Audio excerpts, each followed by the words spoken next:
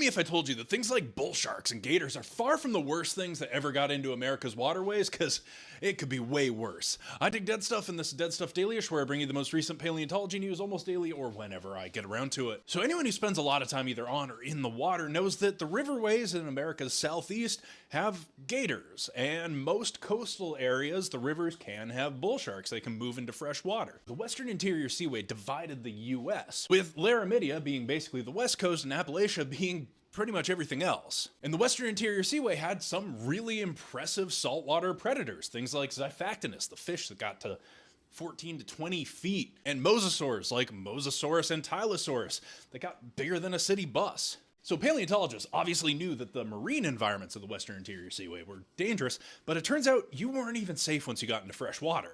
Researchers were just able to perform an isotopic analysis on a mosasaur tooth that was found in fluvial deposits in North Dakota. So deposits that were expected to be either floodplain or river deposits, especially because the tooth was found with a Tyrannosaurus rex tooth and crocodilian teeth. And they were able to determine that this tooth had lighter oxygen isotopes than any of the teeth that they see in known marine mosasaurs. And the carbon isotopes were associated with shallow water feeding instead of deep water feeding, which makes it look like at least some mosasaurs were able to access and hunt in fresh water. As usual, if you want more information, here's the source.